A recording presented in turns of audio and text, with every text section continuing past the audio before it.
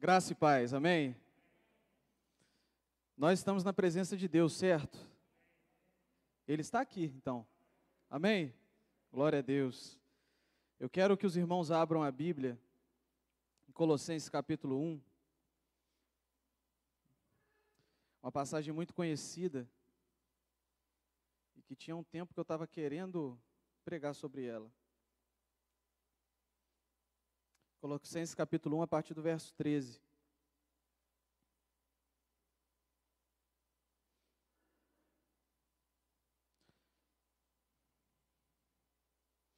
Quando nós lemos textos como esse que nós vamos ler agora,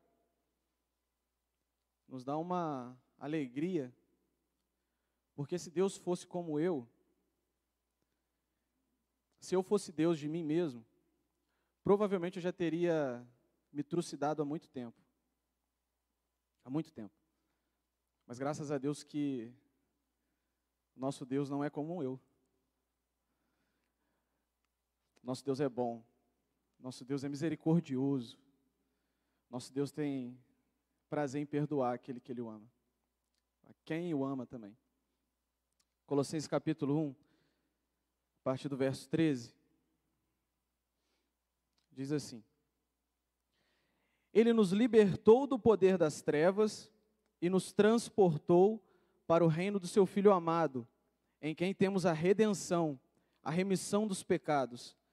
Ele é a imagem do Deus invisível, o primogênito de toda a criação, pois nele foram criadas todas as coisas, nos céus, na terra, as visíveis e as invisíveis, sejam tronos, sejam soberanias, quer principados, quer potestades. Tudo foi criado por meio dele e para ele. Ele é antes de todas as coisas, nele tudo subsiste.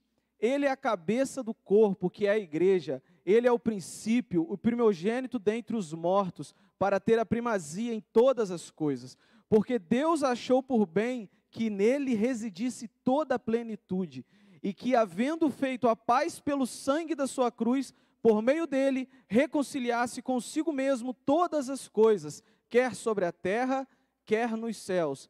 E vocês, que no passado eram estranhos e inimigos no entendimento pelas obras más que praticavam, agora, porém, ele os reconciliou no corpo da sua carne, mediante a sua morte, para apresentá-los diante dele santos, inculpáveis e irrepreensíveis, se é que vocês permanecem na fé, alicerçados e firmes, não se deixando afastar da esperança do evangelho que vocês ouviram e que foi pregado a toda criatura debaixo do céu, e do qual eu, Paulo, me tornei ministro. Vamos orar mais uma vez?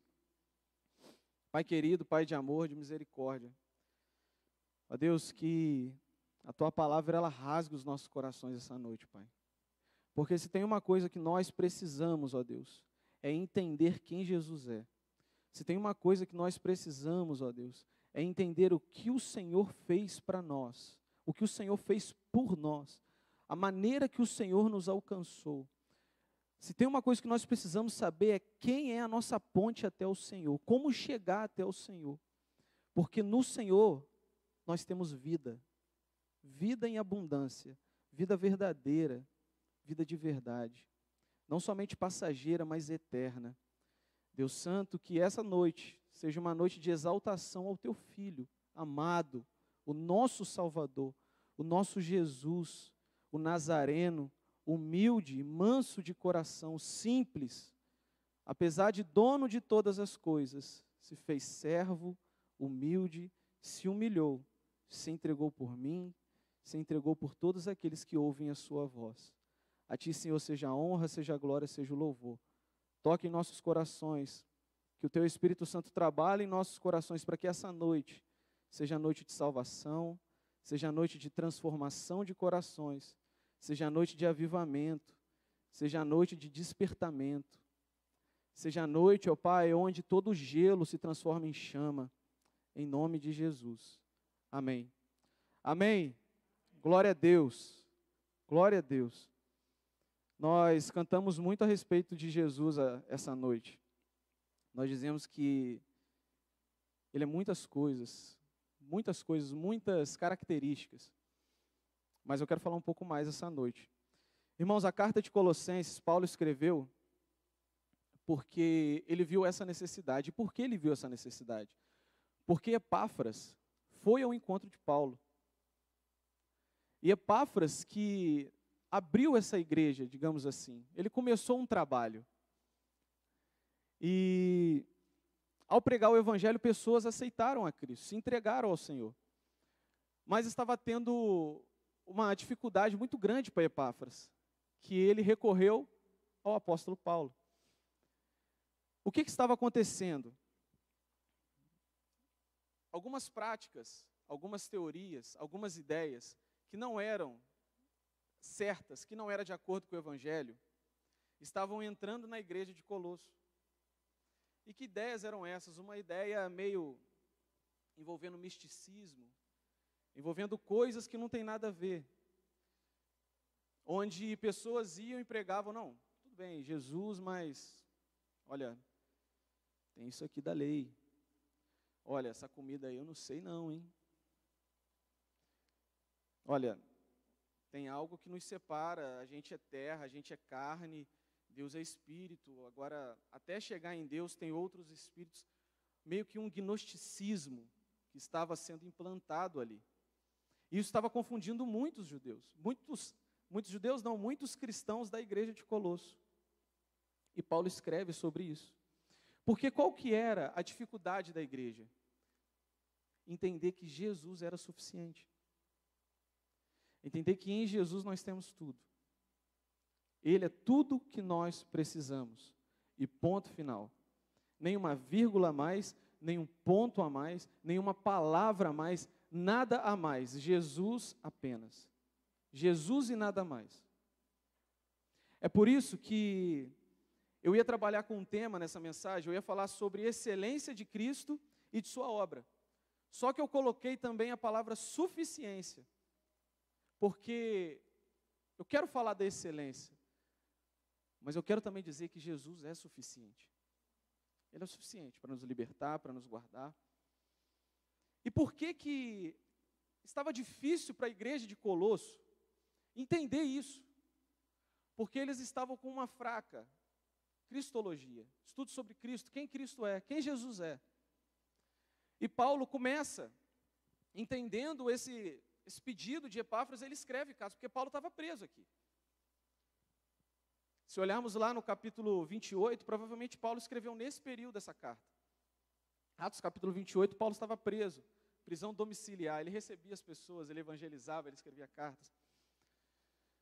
E, bom, Paulo começa a sua carta dizendo como sempre, olha, Paulo, apóstolo de Cristo Jesus, da vontade de Deus. Não foi vontade de homem, não foi curso, não foi nada. Deus me chamou para ser apóstolo. Que apóstolo? Apóstolo da tua palavra, apóstolo da palavra dele. E Paulo começa a agradecer a Deus pela igreja de Colosso, porque ele escutou de Epáfras, como a igreja amava Cristo, como ela amou, como ela era e tal. E ele começou, e ele vai falando. O verso 9, ele faz uma oração, e é interessante que nessa oração Paulo não pede que eles tenham saúde, Paulo não pede que eles tenham segurança, Paulo não pede que eles sejam prósperos, Paulo pede o seguinte: não deixamos de orar por vocês e de pedir que transbordem do pleno conhecimento da vontade de Deus, em toda a sabedoria e entendimento espiritual. Por que Paulo fala isso? Porque entender, conhecer a Deus é melhor do que saúde, é melhor do que dinheiro, é melhor do que qualquer coisa. Porque quando nós conhecemos o nosso Criador, nós acabamos de ter um relacionamento com Ele, nós conhecemos quem nós nascemos para ser, o que nós devemos fazer. E nisso consiste a felicidade. Você fazer aquilo que Deus te chamou para fazer, dar glória e honra a Ele. Essa é a verdadeira felicidade. É isso que dá razão e sentido para a sua vida e para a minha vida. Você pode realizar todos os seus sonhos, você pode conquistar todos os seus objetivos, mas se você não viver aquilo que Deus tem para você, você vai ser um fracassado no final de sua vida. Porque tudo que você conquistou fica aqui e acabou. Nós não vivemos só por agora. E eu não estou falando que você não tem que conquistar seus objetivos. É claro que você tem que conquistar seus objetivos. Você não pode viver uma vida frustrada, uma vida limitada. Mas, sobretudo, viver aquilo que Deus tem para nós. E eu quero começar falando sobre a excelência de Cristo, a suficiência de Cristo. Dos versos 15 a 20, muitos estudiosos dizem que esse é um hino que Paulo cita, um hino cristológico, da época dos primeiros cristãos. Os primeiros cristãos, eles não só cantavam salmos, também cantavam salmos, mas eles tinham as suas próprias composições também. Ele usa esse texto, e ele usa essa música, ele usa essa poesia, ele usa essa declaração. E a pessoa de Cristo, quando Paulo cita essas palavras, em algumas Bíblias já tem até separado, como um verso assim, sabe, como um salmo. Você vê que é separado? Na minha não é, mas em algumas já está saindo assim, em outras versões. Paulo, ele vai dizer sobre a supremacia de Deus, a supremacia de Jesus, sobre a terra, sobre toda a criação, e a supremacia de Cristo sobre a igreja. Paulo, ele começa dizendo, ele é a imagem do Deus invisível. O Deus que nós servimos, o Deus Pai, é um Deus invisível, mas ele se tornou visível na pessoa de Jesus. Isso nós temos que ler sempre em referência ao porquê que Paulo escreveu essa carta. Muitos lá diziam que o espiritual não se misturava com o carnal. Paulo, ele já rebate isso aqui na lata.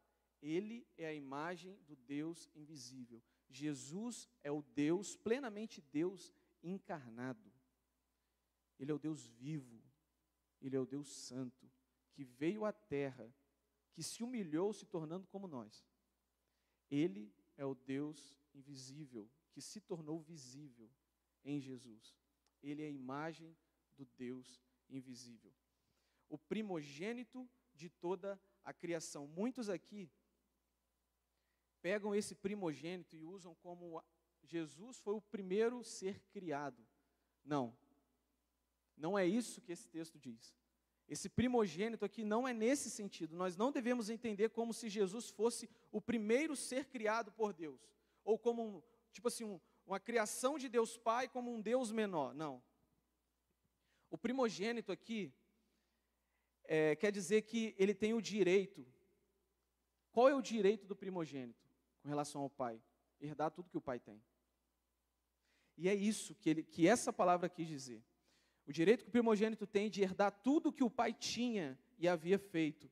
Nesse sentido, Deus Filho é o herdeiro de Deus Pai. Ele tem todas as coisas, ele pode todas as coisas, ele comanda todas as coisas. Por quê? Pois nele foram criadas todas as coisas, nos céus e na terra, e as visíveis e as invisíveis, sejam tronos, sejam soberanias, quer principados, quer potestades. Tudo foi criado por meio dele e para ele. Ele é o Criador. Se ele é o Criador, ele manda em tudo. Ele que formou tudo. Ele é soberano sobre todas as coisas. E é por isso que ele pode herdar tudo. Porque tudo que o Pai fez foi por ele. Foi por meio dele. Para ele. Verso 17. Ele é antes de todas as coisas. Nele tudo subsiste. O que isso quer dizer? Nele tudo subsiste. Ele não apenas criou todas as coisas, mas todas as coisas continuam existindo porque estão no domínio dele. Ele não somente criou, mas ele também sustenta todas as coisas. Se você respira, é porque Jesus te sustenta. Se nós existimos, é porque ele nos planejou. E se nós continuamos a viver, é porque ele nos sustenta. Se a igreja de Cristo está de pé, é por quê? É porque ele sustenta a igreja. A nossa família, ele sustenta. Ele nos sustenta. Eu não sei o que você pensa quando você ouve isso. Mas sabe, ser sustentado por mim não deve ser grandes coisas, porque eu falho. Agora você imagina ser sustentado por Jesus. Não falha, não perde uma batalha, nele a gente pode confiar, ele não vai nos abandonar, ele não vai nos deixar de lado. Jesus, ele nos sustenta, ele nos criou, mas não nos deixou a sós, ele nos sustenta nas suas mãos. Ele sabe o nosso nome, ele sabe os fios de cabelo que nós temos na cabeça. Ah, eu sou careca. Ele sabe quantos fios já caíram da sua cabeça, então. Irmãos, o universo pertence a Ele. Tudo que existe pertence a Ele. Tudo está debaixo dos pés dEle. Ele é excelente. Ele é soberano. Ele tem a supremacia sobre tudo. Ele é todo-poderoso. O nosso Jesus todo-poderoso, Rei dos Reis, Ele não precisa de adoração, Ele não precisa do nosso joelho no chão, Ele não precisa de nada para ser Deus. Deus Pai, Deus Filho, Deus Espírito Santo. É o único relacionamento totalmente suficiente. Eles não precisam de nada externo para ser feliz, para serem felizes. Eles são. Mas mesmo assim, a Trindade Santa resolveu que o Pai mandasse o Filho, e que o Filho viesse e morresse, e que o Filho subisse e enviasse o Espírito, e que o Espírito estivesse aqui, para que tocasse no nosso coração, para entendermos essa verdade, que Ele nos sustenta, Ele nos ama, Ele não nos abandona. Isso é confortador, isso traz alegria, isso traz paz para o nosso coração.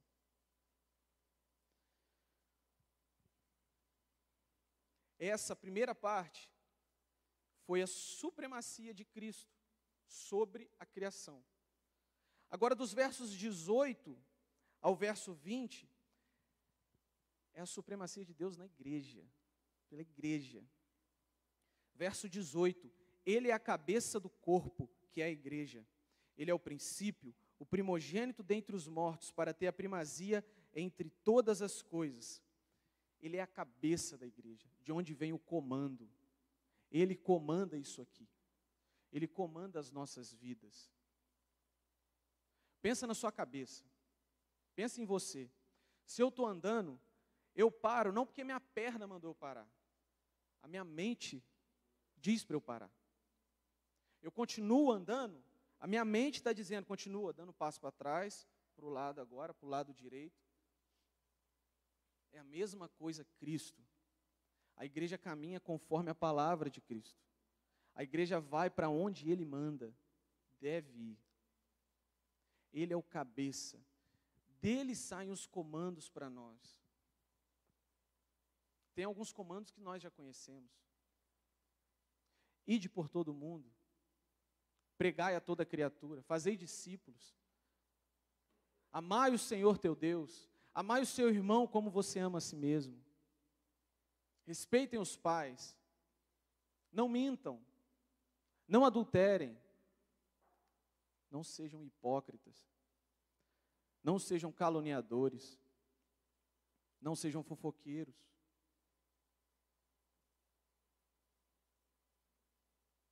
Muitas coisas Cristo nos manda.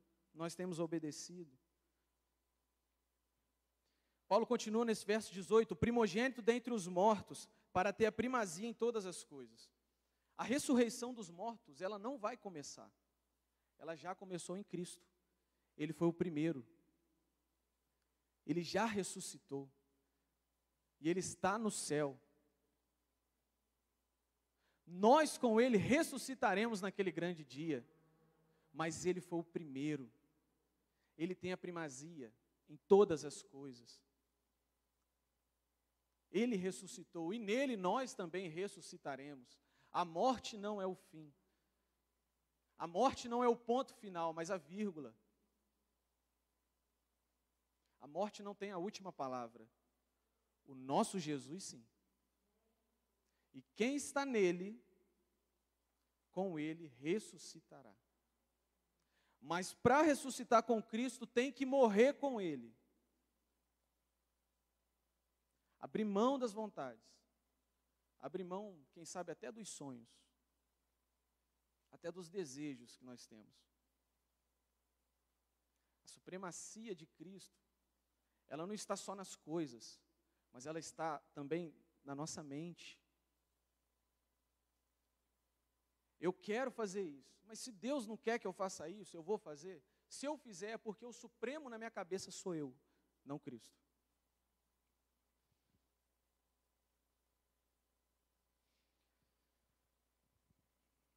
Para ter a primazia em todas as coisas. É por isso que quando nós cultuamos aqui, domingo após domingo, quarta após quarta, tudo tem que ser apontado para Ele.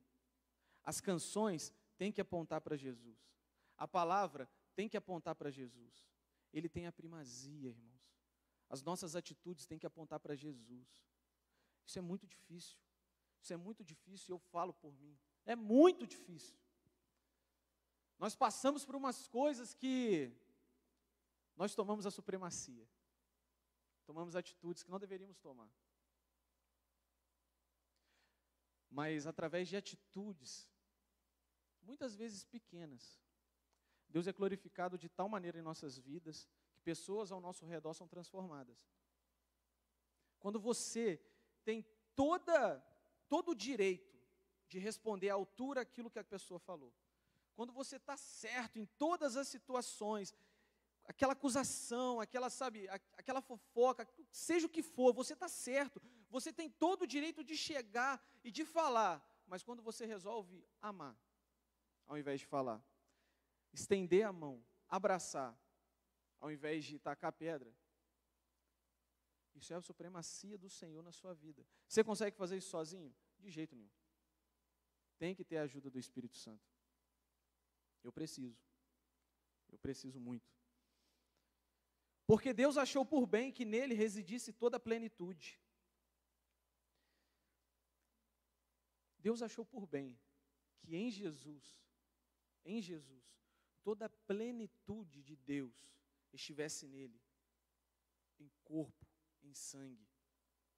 Toda a plenitude de Deus estava em Jesus. Ele se limitou ao nosso corpo, mas ele era Deus.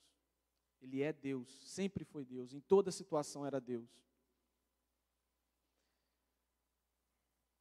E que havendo feito a paz pelo sangue da sua cruz, por meio dele, reconciliasse consigo mesmo todas as coisas, quer sobre a terra, quer nos céus. Agora nós começamos a falar da suficiência, da excelência da obra de Cristo.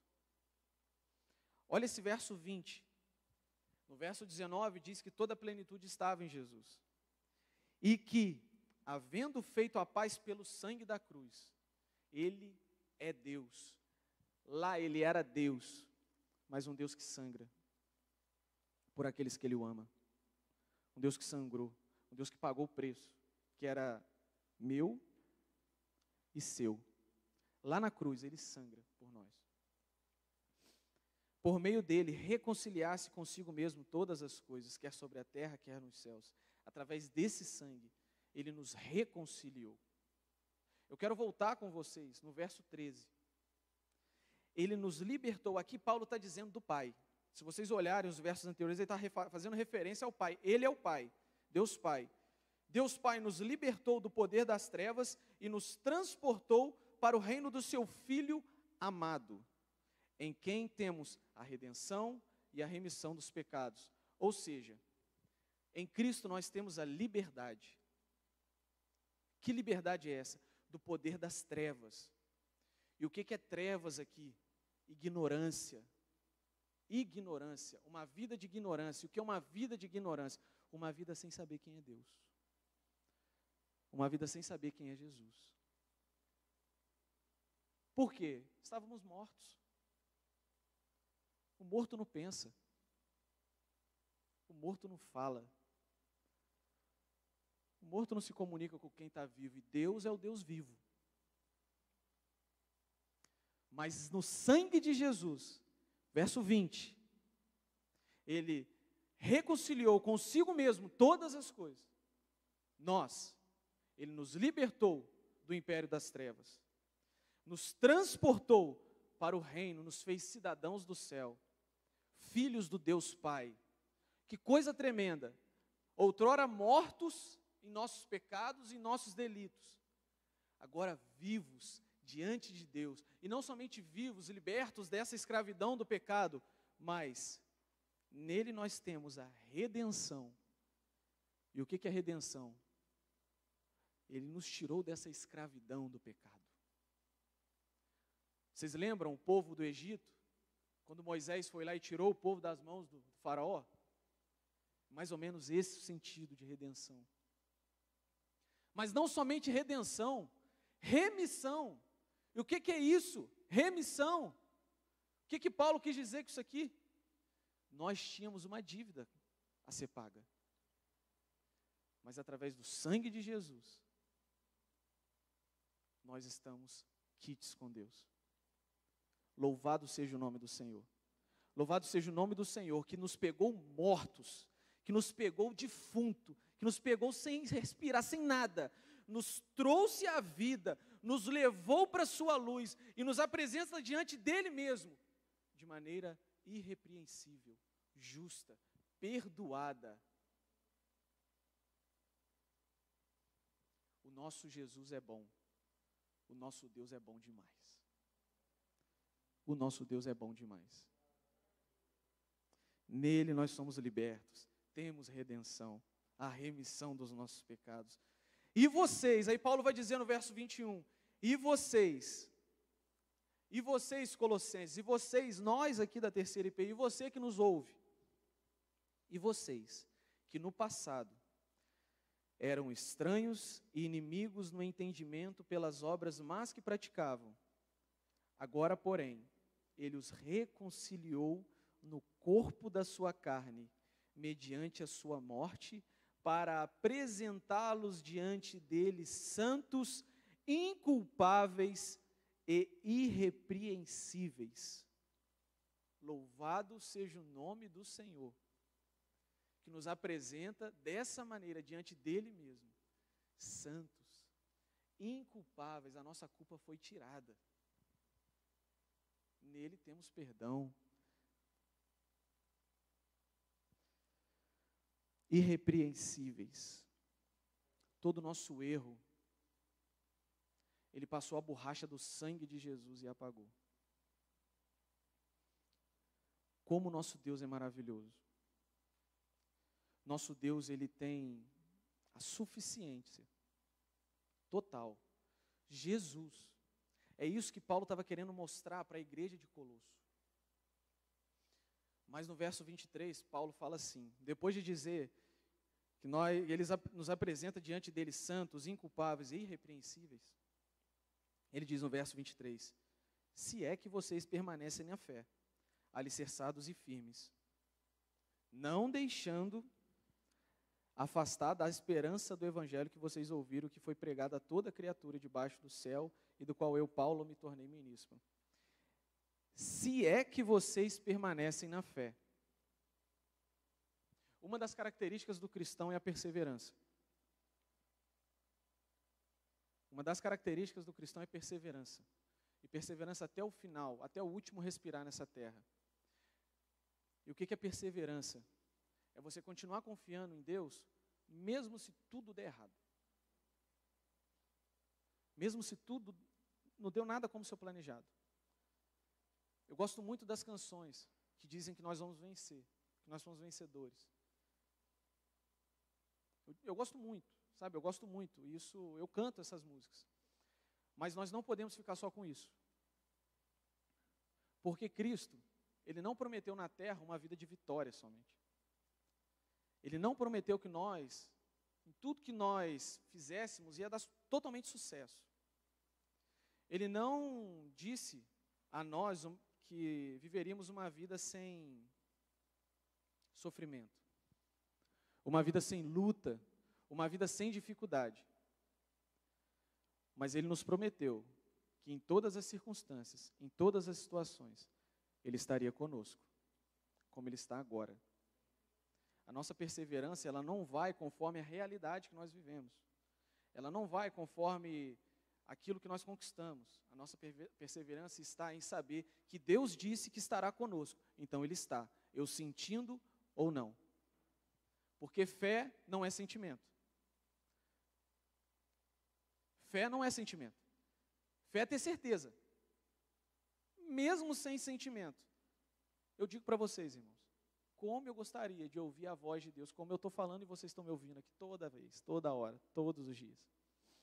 Como eu gostaria de sentir a presença de Deus, sabe assim? Sabe aquele mover? Sabe nós que já sentimos, quando Ele nos arrebata mesmo e fala, uau, que presença maravilhosa. Como seria sentir essa presença 24 horas por dia? Mas tem vezes que a gente vai estar na luta e a gente não vai estar sentindo nada. E nós vamos deixar de ser crente? Deixar de confiar em Deus? Se é que vocês permanecem na fé, alicerçados e firmes. Jesus fez isso tudo.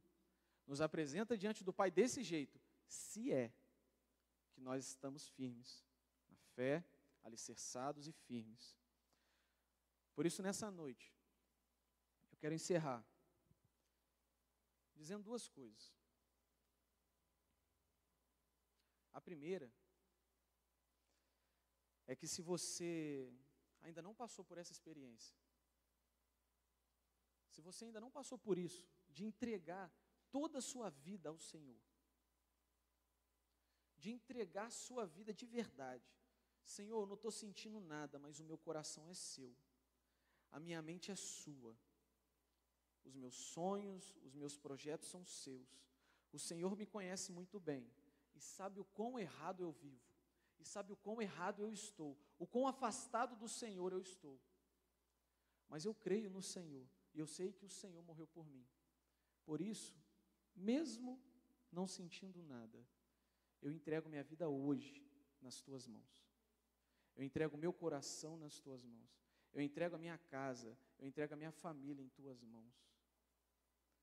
Se você não falou isso ainda, eu te convido a falar essa noite. Eu te convido a entregar o seu coração ao Senhor, porque Ele é suficiente. Nós não precisamos de nada mais, somente Jesus. A sua obra perfeita, poderosa, maravilhosa. Entregue o seu coração, entregue os teus caminhos, entregue a sua vida. Diga a Ele, Senhor, tome o controle da minha vida em tuas mãos. Dirige esse carro que está descontrolado, que está no caminho errado, que quer pegar um atalho, que quer passar pela estrada melhor, mais larga, sem buraco, asfaltada. Senhor, pega a direção desse carro. Se tiver que passar numa estradinha estreita, cheia de buraco, que seja, mas o importante é estar com o Senhor. E em segundo lugar, vocês que porventura aceitaram ao Senhor como a igreja de Colosso, como a igreja de Colossenses, mas que tem essa dificuldade. Às vezes você quer fazer as coisas para ser aceito por Cristo. Eu digo essa noite, não faça nada. Primeiro entregue os teus caminhos ao Senhor. Entregue tudo a Ele. Deixa Ele transformar o seu coração. Dia após dia, numa caminhada constante em santidade, em perseverança. Que o Senhor rasgue o meu coração. Que o Senhor rasgue o seu coração. Que o Senhor transforme as nossas vidas.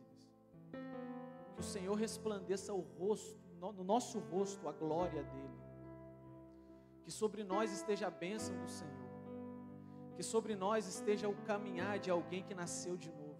Que sobre nós estejam os olhos daquele que nos salvou, os olhos de Jesus, para olhar e não ver cor, não ver alguém branco, preto, amarelo, seja o que for, mas mas que veja alguém que Deus ama.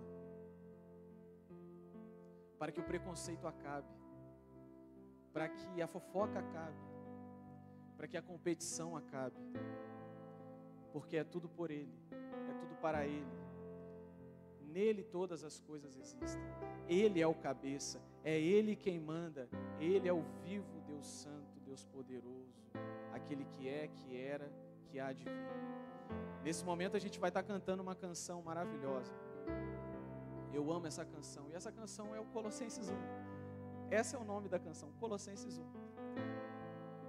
Eu quero que você não sabe a canção, mas você vai aprender rápido. Cante junto com o Ministério de Louvor.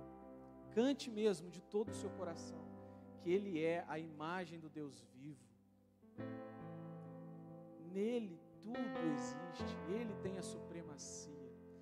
Que da vida, Ele é o melhor que nós podemos ter, que nós temos. Vamos fazer um lindo coral essa noite. Vamos cantar ao Senhor essa canção. Vamos entoar esse cântico com todo o nosso coração. Que quando for a parte das mulheres, que as mulheres cantem alegremente. Que os homens cantem alegremente. Que no final todos cantem alegremente. Que da vida Ele é o melhor. Da nossa vida Ele é tudo que nós temos de mais precioso. Cante com o seu coração. Se coloque em pé nessa noite. Se coloque em pé e vamos orar ao Senhor. Vamos cantar ao Senhor essa canção em nome de Jesus.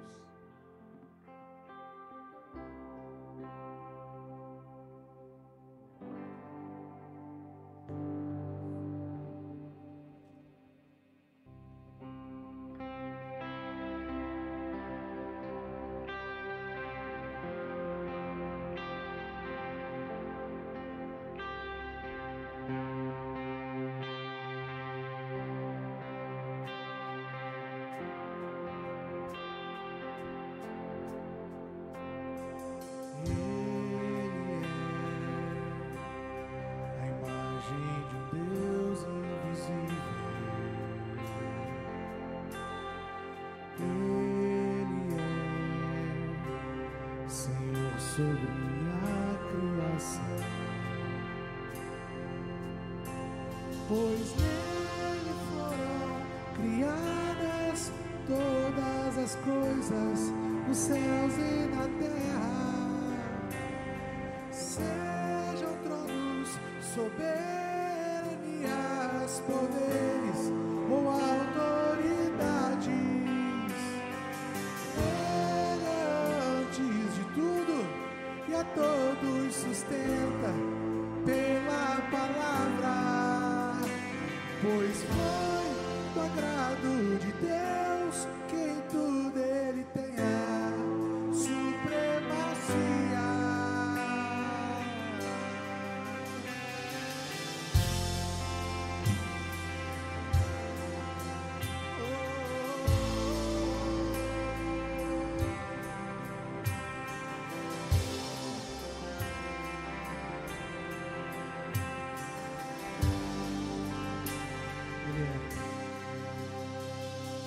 Ele é o resplendor da glória do Pai. Ele é a exata expressão do seu ser. Pois nele foram criadas todas as coisas, nos céus e na terra. Sejam tronos, soberanias, poderes ou autoridades. Ele é antes de tudo e a todos sustenta pela palavra, pois foi do agrado de Deus que em tudo Ele tenha supremacia.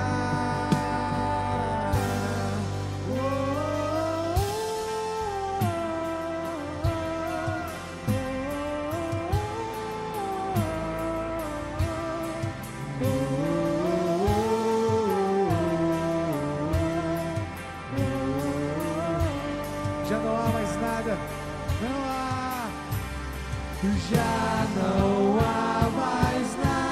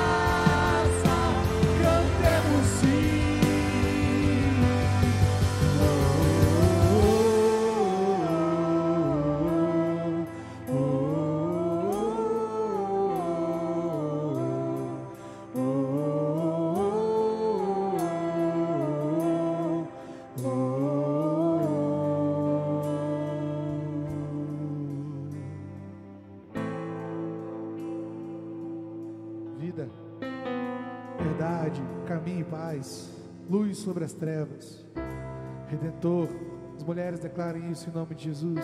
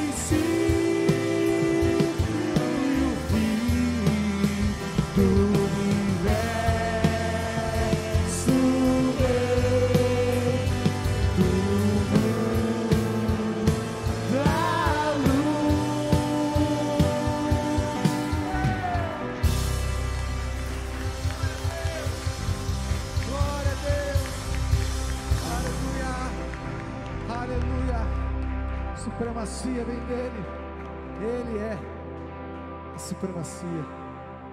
Aleluia, aleluia.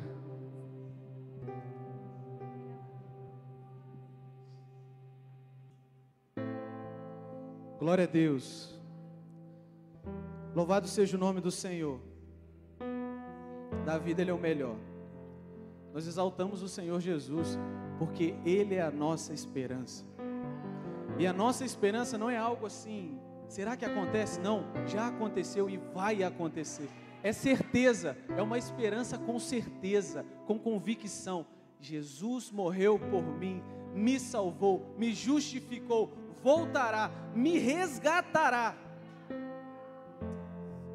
Louvado seja o nosso Deus, que muito em breve voltará. Muito em breve nos pegará no colo e nos levará para o reino de luz, o reino onde não haverá choro, não haverá tristeza, não haverá competição, não haverá um maior, outro menor, um querendo, outro não querendo, dor, decepção, nada disso. Alegria, paz, vida boa, vida nova, uma vida que nós podemos experimentar um pouquinho aqui, mas em plenitude em breve. Entregue o seu coração ao Senhor Jesus. Entregue a sua vida ao Senhor. Não importa se você é muito novo, não importa se você é muito velho, se a sua idade já é avançada, não importa, ainda é tempo. Ainda é tempo de encontrar o Senhor Jesus. Louvado e engrandecido seja o Deus da nossa esperança, o Deus da qual nós temos certeza que está aqui. A Ele entregamos o louvor, a Ele entregamos a glória, a Ele entregamos tudo que nós somos. É pela misericórdia dEle, é pela misericórdia dEle que nós estamos aqui. É pela misericórdia e bondade desse amor infinito que Jesus tem por nós. Nós estamos aqui para render graças ao Senhor. Louvado e engrandecido seja o nome do Senhor. Quero convidar o Elias para vir aqui à frente.